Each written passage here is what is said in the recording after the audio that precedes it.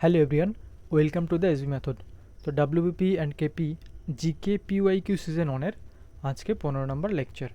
তো চলো শুরু করা যাক। প্রথম কোশ্চেন আছে, গুলামগিরি গ্রন্থটির লেখক কে? দয়ানন্দ সরস্বতী, বালগঙ্গাধর তিলক, জ্যোতিবা ফুলে, অরবিন্দ ঘোষ।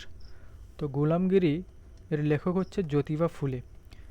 গুলামগিরি গ্রন্থটি মারাঠি ভাষায় লেখা। মারাঠি ভাষায় লেখা।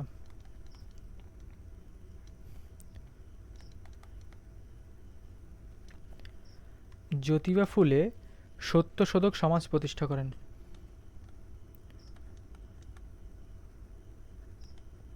শোধক সমাজের প্রতিষ্ঠাতা।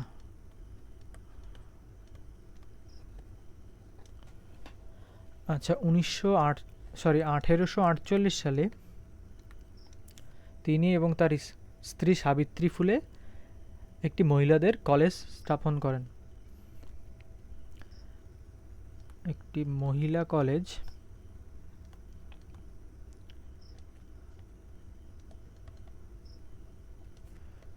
প্রতিষ্ঠা করেন।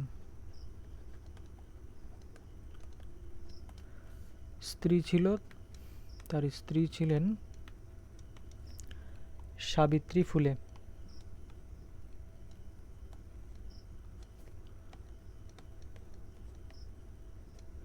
এই সাবিত্রী ফুলেই হচ্ছে ভারতের প্রথম মহিলা শিক্ষিকা, first female teacher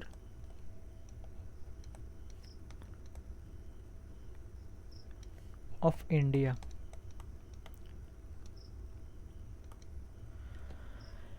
next question দেখো, 1906 সালে অল ইন্ডিয়া মুসলিম লীগ কোথায় প্রতিষ্ঠিত হয়?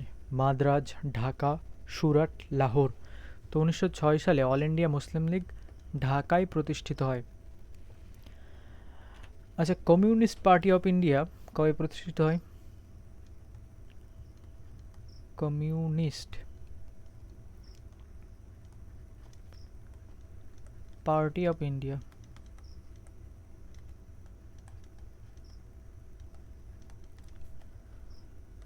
সিপিআই। এরপরে All India Trade Union Congress দেখো। All India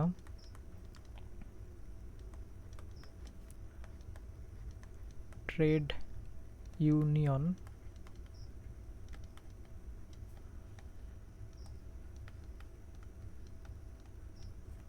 Congress.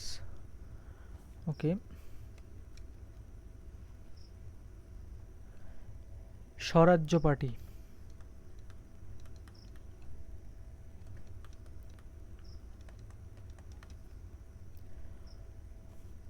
Hindustan Republican association.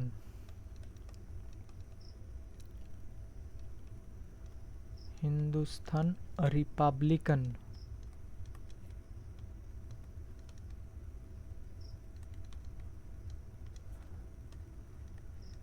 Association.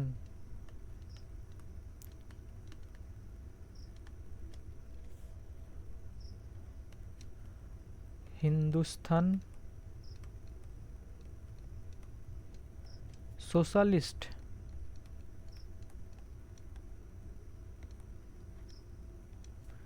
Republican association.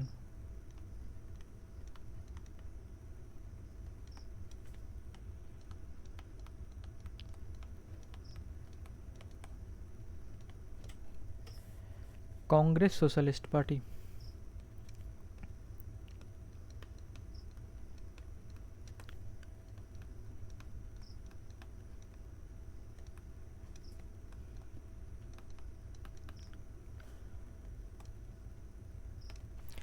দেখো, কমিউনিস্ট পার্টি অফ ইন্ডিয়া এটা 1920 সালে এম.এন. রায় প্রতিষ্ঠা করেন। মানবেন্দ্রনাথ রায়, MN.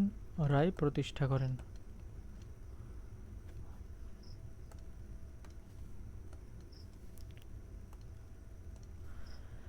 All India Trade Union Congress এটা 1920 সালে এম.এন. যোশী, এন.এম. যোশী এবং লালা লাজপত রায় প্রতিষ্ঠা করেন।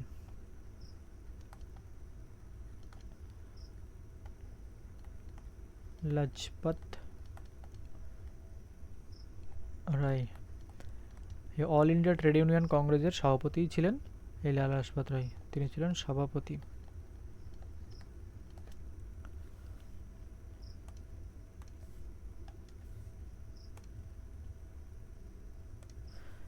স্বরাজ্য পার্টি 1923 সালে চিত্তরঞ্জন দাস আর মতিলাল নেহেরু প্রতিষ্ঠা করেন।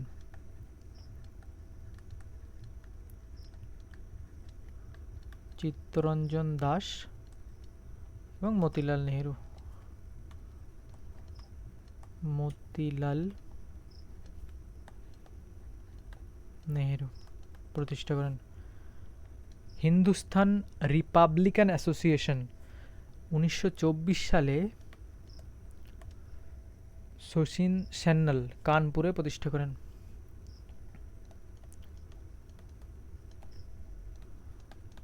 সান্যাল এটা প্রতিষ্ঠা করেন কোথায়? কানপুরে।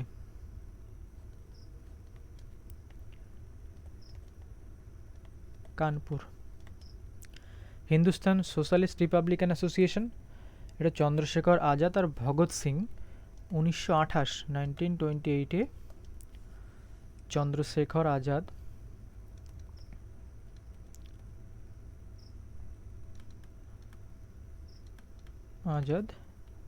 এবং ভগৎ সিং প্রতিষ্ঠা করেন।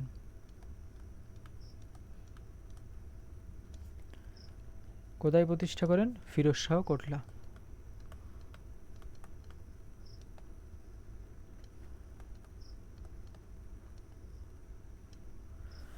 কংগ্রেস সোশ্যালিস্ট পার্টি 1934-এ জয়প্রকাশ নারায়ণ প্রতিষ্ঠা করেন।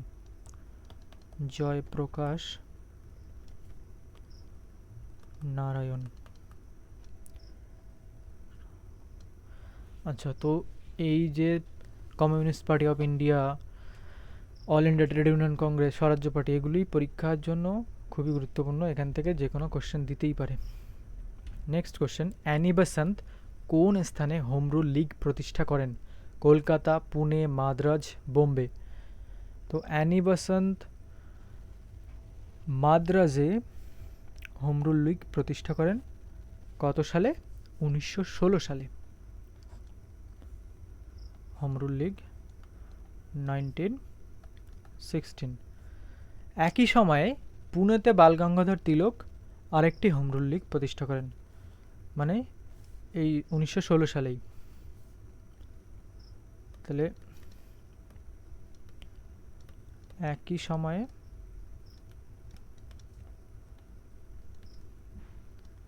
বালগঙ্গাধর তিলক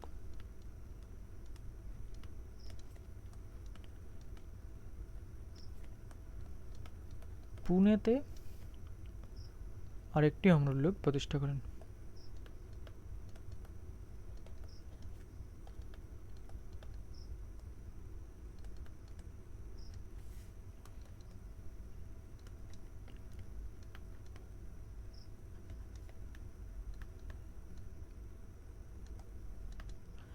আচ্ছা, এই যে অ্যানি বেসান্ত, ইনি ছিলেন কংগ্রেসের প্রথম মহিলা সভাপতি।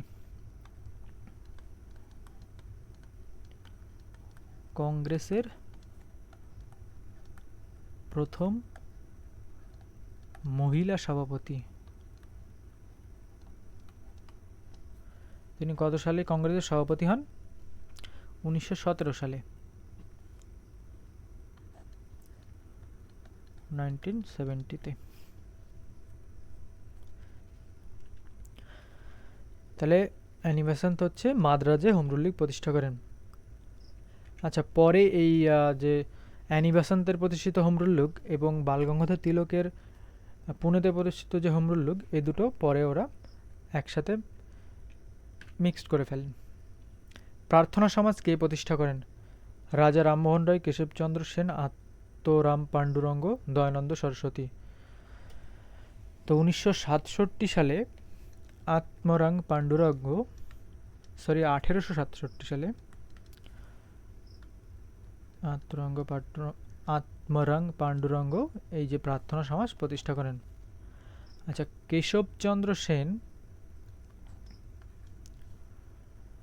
1866 সালে ভারতীয় ব্রহ্ম সমাজ প্রতিষ্ঠা করেন।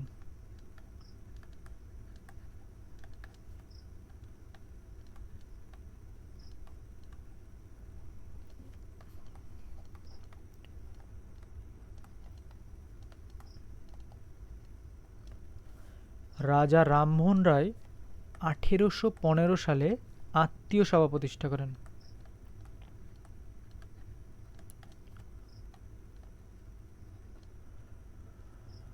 আর দয়ানন্দ সরস্বতী 1875-এ আর্য সমাজ প্রতিষ্ঠা করেন।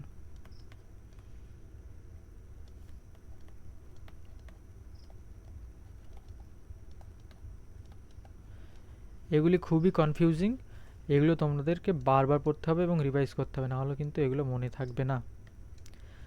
নেক্সট কোশ্চেন, চম্পারণ সত্যাগ্রহ কত সালে অনুষ্ঠিত হয়েছিল? 1917, 1918, 1919, 1920। তো দেখো 1917 সালেই এই চম্পারণ সত্যাগ্রহটা হয়েছিল। এই যে গান্ধীজির প্রথম সত্যাগ্রহ এটা বলা যেতে পারে। 1918 সালে খেড়া সত্যাগ্রহ হয়।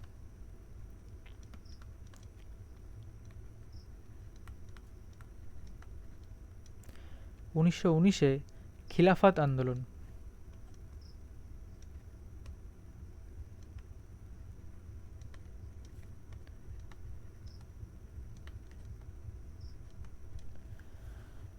1920-তে অসহযোগ আন্দোলন।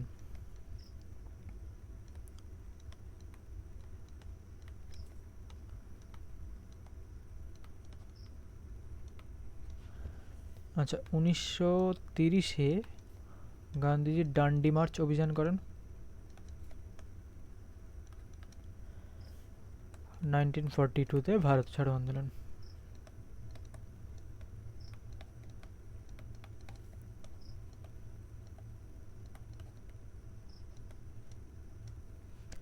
নেক্সট কোশ্চেন, কোন প্রধানমন্ত্রীর আমলে ভারতীয় সংবিধানে মৌলিক কর্তব্য যুক্ত হয়? যে ফান্ডামেন্টাল ডিউটিসগুলো কোন প্রধানমন্ত্রীর আমলে যুক্ত হয়? নরসিংহ রাও, ইন্দিরা গান্ধী, চরণ সিং, লাল বাহাদুর শাস্ত্রী। তো ইন্দিরা গান্ধীর আমলে এই ফান্ডামেন্টাল ডিউটিসগুলো সংবিধানের সাথে যুক্ত হয়। আচ্ছা, এই যে মৌলিক কর্তব্য বা ফান্ডামেন্টাল যে ডিউটি,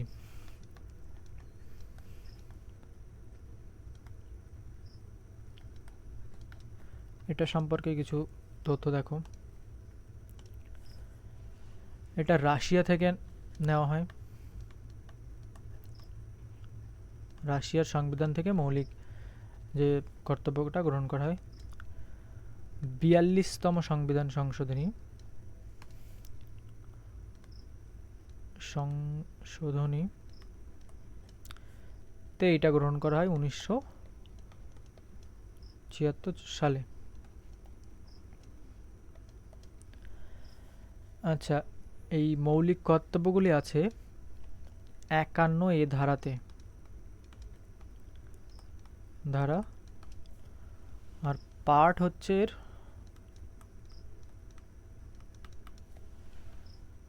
পার্ট 4A এর পার্ট, সাব ক্লজ যেটা বলে।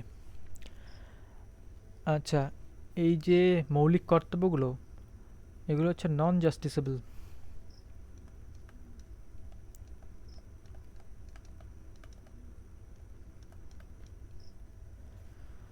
মৌলিক কর্তব্যগুলোর রিকমেন্ড করেন কে? সর্দার শরণ সিং কমিটি এই মৌলিক কর্তব্যগুলো রিকমেন্ড করেন। তাহলে রিকমেন্ডেড বাই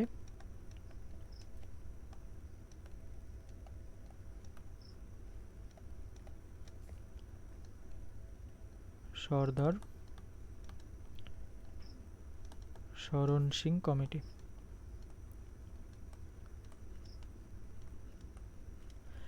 প্রাথমিক অবস্থায় এই কমিটি 4টে মৌলিক কর্তব্যের কথা বলে, 4টি। পরে টোটাল হয়ে যায় কটে 10টা।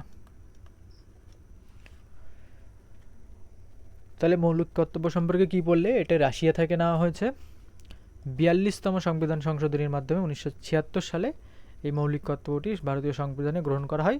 এই সময় যে প্রধানমন্ত্রী ছিলেন কে? ইন্দিরা গান্ধী। আর এটি ভারতীয় সংবিধানের 51 এ ধারায় আছে। আর কোন পার্টে আছে? পার্ট 4A-তে আছে। আর এটি নন জাস্টিসেবল। আর এই যে মৌলিক কর্তব্যগুলো সর্দার শরণ সিং কমিটির দ্বারা আর কি রিকমেন্ড করা হয়। নেক্সট কোশ্চেন দেখো, ভারতীয় সংবিধানে সংবিধান সংশোধনের পদ্ধতি কোন দেশ থেকে নেওয়া হয়েছিল? তো সংবিধান সংশোধনের পদ্ধতি নেওয়া হয়েছিল দক্ষিণ আফ্রিকা থেকে। আচ্ছা, আয়ারল্যান্ড থেকে নেওয়া হয়েছিল DPSP, directive principle of state policy, মানে নির্দেশমূলক নীতি। সুইডেন থেকে কি নেওয়া হয়েছিল? লোকপাল।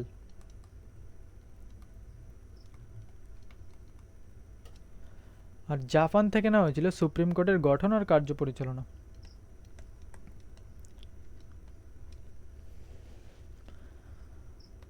সুপ্রিম কোর্টের গঠন ও কার্য পরিচালনা।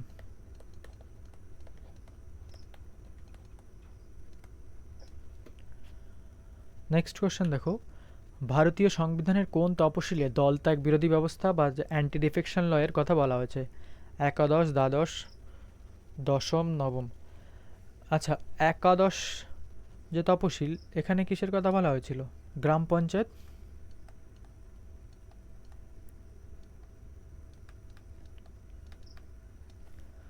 দ্বাদশ তপশিলে কিসের কথা বলা হয়েছে? মিউনিসিপ্যালিটি বা নগরপালিকা।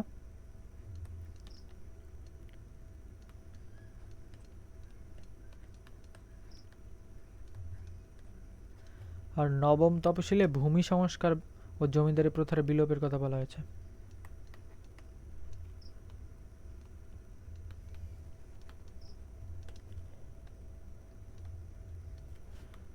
এবং জমিদারি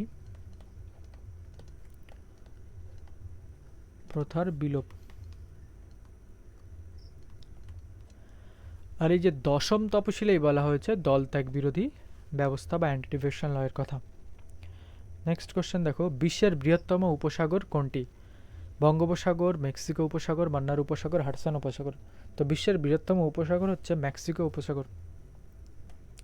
আচ্ছা, কোথাও কোথাও তুমি বঙ্গোপসাগরও দেখতে পারো। নেক্সট কোশ্চেন, কোন ক্রীড়া ব্যক্তিত্বদের দ্রোণাচার্য পুরস্কার দেওয়া হয়? ক্রীড়া সম্পাদক, আম্পায়ারদের, প্রশিক্ষকদের, ক্রীড়াবিদদের। তো দেখো, দ্রোণাচার্য যে পুরস্কার, এটি দেওয়া হয় প্রশিক্ষকদের, টিচারদের, গুরুদের। নেক্সট কোশ্চেন, ভারতের প্রথম কৃত্রিম উপগ্রহের নাম কি? ভাস্কর, আর্যভট্ট, চন্দ্রযান, আদিত্য এল1। তো ভাস্কর হচ্ছে, আর্যভট্ট হচ্ছে ভারতের প্রথম কৃত্রিম উপগ্রহ। অমর্ত্য সেন কোন ক্ষেত্রে নোবেল পুরস্কার পান? সাহিত্য, শান্তি, পদার্থবিদ্যা, অর্থনীতিতে। তো অমর্ত্য সেন অর্থনীতিতেই এই নোবেল পুরস্কার পান, বাঙালি ব্যক্তি ছিলেন। আন্দামানের সর্বোচ্চ শৃঙ্গের নাম কি? Sandakphu, Doddabetta, Saddle Peak, Gordon Austen. তো দোদাবেতা তো নীলগিরির সর্বোচ্চ শৃঙ্গ।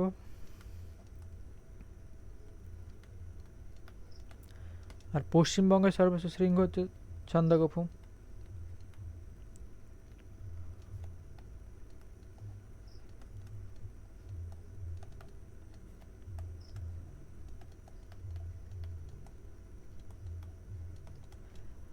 আর ভারতের সর্বোচ্চ শৃঙ্গ হচ্ছে গর্ডন অস্টিন বা কেটু।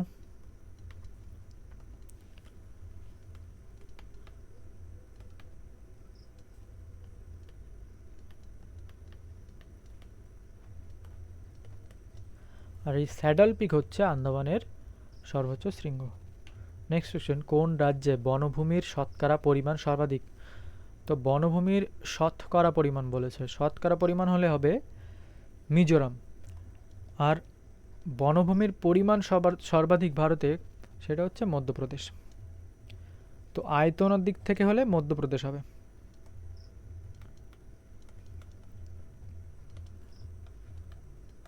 দিক থেকে সবথেকে বেশি বনভূমি আছে এই মধ্যপ্রদেশে। বনভূমির পরিমাণ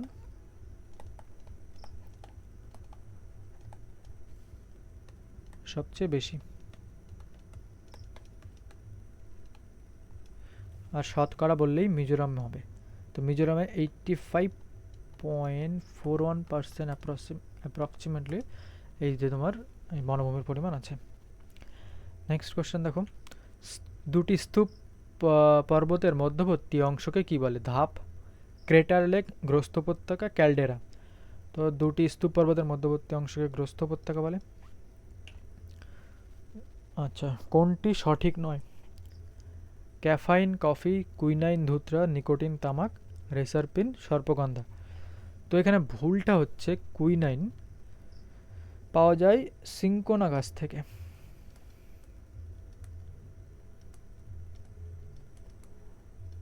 তো অ্যান্সার হবে এটা।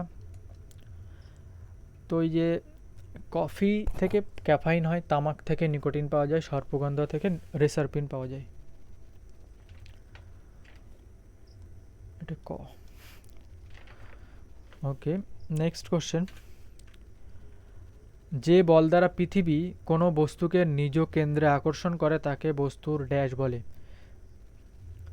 ভর, অভিকর্ষ, ত্বরণ, বল, ওজন। তো তাকে বস্তুর ওজন বলে। নেক্সট কোশ্চেন দেখো, কিলোওয়াট ঘন্টা কিসের একক? ক্ষমতা, বল, শক্তি, ভরবেগ। তো কিলোওয়াট ঘন্টা হচ্ছে শক্তির একক। মরীচিকা নিম্নলিখিত কোনটির উদাহরণ? পূর্ণ অভ্যন্তরীণ প্রতিফলন, বর্ণালী প্রতিফলন, প্রতিসরণ। তো পূর্ণ অভ্যন্তরীণ প্রতিফলন হলো মরীচিকার উদাহরণ। সরি, পূর্ণ অভ্যন্তরীণ প্রতিফলনের উদাহরণ হচ্ছে মরীচিকা। কত সালে রবার্ট হুক কোষ আবিষ্কার করেন? 1665, 1765, 1865, 1965। তো 1665 সালেই প্রথম রবার্ট হুক কোষ আবিষ্কার করেন। সেটা ছিল মৃত কোষ, ডেড সেল। তো আজকের কোশ্চেন এখানেই শেষ। তো চ্যানেলটিকে অবশ্যই সবাই সাবস্ক্রাইব করে দেবে, এবং যারা এখনও টেলিগ্রামে জয়েন হওনি তারা টেলিগ্রামে জয়েন হয়ে যাবে। সেখানে তোমরা এই যে ক্লাসগুলোর পিডিএফগুলো পেয়ে যাবে। আচ্ছা, তো বাই। আর অবশ্যই ভিডিওটাকে একটা লাইক করে দিও।